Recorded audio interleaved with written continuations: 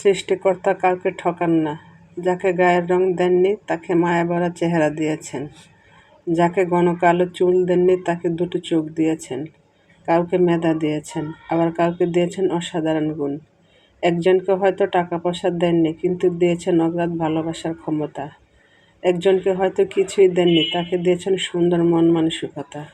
কাউকে দিয়েছেন অসীম ধৈর্য, সকল পরিস্থিতি মেনে নেওয়ার অসাধারণ ক্ষমতা।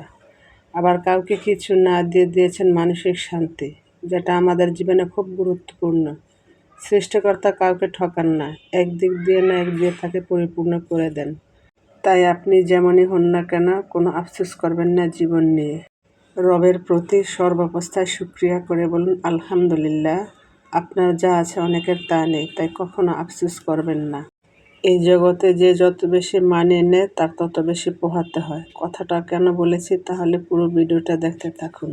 আপনি যদি পরিশ্রমী হন, এটা যদি আপনার অফিসের বস টের পেয়ে যায়, তাহলে দেখবেন অফিসের সব কাজ আপনাকে করতে বলা হবে। আপনি যদি দায়িত্ববান হন, আর এটা টের পেলে আপনার পরিবারের সবাই সব দায়িত্ব আপনাকে দিয়ে দেবে।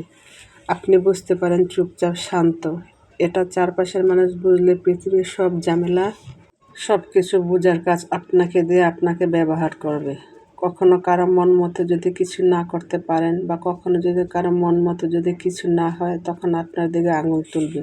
তখনই আপনার দিকে আঙুল তুলে বলবে, তুমি বদলে গেছো, আগে তো এমন ছিলে না। হ্যাঁ, এই পৃথিবী দায়িত্ববান ভালো মানুষদের জন্য নয়, খারাপ মানুষেরা এখানে ভালো থাকে। ভালো মানুষদের জন্য এই পৃথিবী সত্যি নয়। আসসালামু আলাইকুম এভরিওয়ান, কেমন আছেন আপনারা সবাই? দূরে এবং কাছে, দেশ এবং দেশের বাইরে যে যেখান থেকে আমার ভিডিওটি দেখছেন, আশা রাখছি সবাই ভালো আছেন। আলহামদুলিল্লাহ, আমরাও বেশ ভালো আছি। প্রতিবারের মতো আজও নতুন একটা ভিডিও নিয়ে আপনাদের মাঝে হাজির হলাম। আশা করছি আমার আজকের ভিডিওটি আপনাদের কাছে ভালো লাগবে। আমার ভিডিওটি যদি ভালো লাগে, আশা করি আমার সম্পূর্ণ ভিডিও জুড়ে আপনারা আমার পাশে থাকবেন। প্রতিদিনের মতো সংসারের কাজ দিয়ে ভিডিওটি শুরু করে দিলাম। আর এই তো অফ ক্যামেরায় নাস্তা খেয়ে নিয়েছে, নাস্তা খেয়ে সংসারের কাজে লেগে পড়েছি। এরপরে তো বাজারে গিয়েছিলাম সবজি আনার জন্য, ছেলেকে মাদ্রাসায় পাঠিয়ে দিয়ে তারপরে আবার বাজারে গিয়েছিলাম সবজি আনতে। তো বাজার থেকে সবজি এনেছি। আর এখন বাজারে সবজি অনেক কম দাম, কেন জানি না, অনেক কম সবজির দাম, কিন্তু মাছের দাম অনেক বেশি। আর সবজি আমার কাছে বরাবরই খুবই ভালো লাগে, কিন্তু আমার ছেলেমেয়েরা বেশি একটা খেতে চায় না। কিন্তু এই সবজিগুলো আনার পর আমার বড় ছেলে বরবটি ভাজি করে দিয়েছি, মাশাআল্লাহ অনেক মজা করে খেয়েছে। কিন্তু ছোট ছেলে বেশি একটা খায় নাই। আসলে বাচ্চাদের এক এক সময় রুচির পরিবর্তন হয়ে যায়। যাই হোক, কথা বলতে বলতে আমি সবজিগুলোকে পলিথিনের ভিতরে ভরে এরপর ফ্রিজের মধ্যে রেখে দেব। আর পেঁপেগুলো এনেছি শুধু আমি মুরগির মাংস দিয়ে রান্না করার জন্য।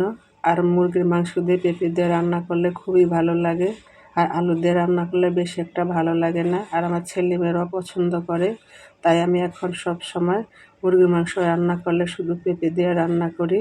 যাই হোক, ভিডিও শুরুতে আপনাদের কাছে একটা রিকোয়েস্ট করে নিচ্ছি, যারা এই মুহূর্তে এসে আমার ভিডিওতে ক্লিক করে নিয়েছেন, প্রত্যেকের অনুরোধ করো প্লিজ আমার ভিডিওতে একটা লাইক দিয়ে ভিডিওটি কন্টিনিউ করুন। কারণ আপনাদের একটা লাইকে ভিডিওটার অসংখ্য মানুষের কাছে পৌঁছে দিবে। আর আমার কথার মধ্যে কোনো ভুল ত্রুটি হলে আমাকে ক্ষমা করে দিবেন। আর আমার ভিডিওর কোনো অংশ যদি ভালো লেগে থাকে, প্লিজ আমার চ্যানেলটি সাবস্ক্রাইব করে সাথে থাকা বেল বাটনটি ক্লিক করে অল অপশনটি সিলেক্ট করে নেবেন। যখন কোনো নতুন ভিডিও আপলোড করব, সাথে সাথে নোটিফিকেশন পেয়ে যাবেন। তখন সময় সুযোগ করে আমার ভিডিওটি দেখে নিতে পারবেন। আর যারা অলরেডি কাজটি করে নিয়েছেন, সবাইকে অসংখ্য ধন্যবাদ। যাই হোক, তারপরে তো আজকে আমি গরুর মাংস দিয়ে আলু দিয়ে রান্না করে নিচ্ছি। আর আমি কিন্তু আগে রান্নাটা বসিয়ে দিয়েছি, পরে আমি সবজিগুলোকে গুছিয়ে নিয়েছি। আর ভিডিও এডিট করার সময় আমি ভিডিওর ক্লিপগুলোকে আগে পিস করে দিয়েছি। আজকে শুধু গরুর মাংস রান্না করে নিচ্ছি, আর আমি অফ ক্যামেরা ডাল রান্না করে নিয়েছি। আর আজকে কোনো সবজি রান্না করব না। আর এই তো বাজার থেকে কিছু রূপালি আম এনে নিয়েছিলাম। আর আমার বাসায় আমার ছোট ছেলে আম বেশি পছন্দ করে, সেই জন্য আমি বাসায় এখন বেশিরভাগ আম রাখার চেষ্টা করি। যাই হোক, সামনের দিনগুলো যেন সবার খুব সুন্দর ও মঙ্গলময় হয়, সে দোয়া সবসময় থাকবে। সেই দোয়া এবং ভালোবাসা নিয়ে আজকের ভিডিওটা শেষ করে দিই। সে পর্যন্ত আল্লাহ তাআলা আপনাদের ভালো রাখুক, সুস্থ রাখুক। আমিও আমার পরিবারের জন্য দোয়া করবেন, আমিও সবার জন্য দোয়া করি। আল্লাহ পাক যাতে সবাইকে ভালো রাখে, সুস্থ রাখে, নিরাপদে রাখে। আল্লাহ তাআলা সুস্থ রাখলে আবার আপনাদের মাঝে ফিরে আসবো। সে পর্যন্ত ভালো থাকবেন। আল্লাহ হাফেজ। আসসালামু আলাইকুম।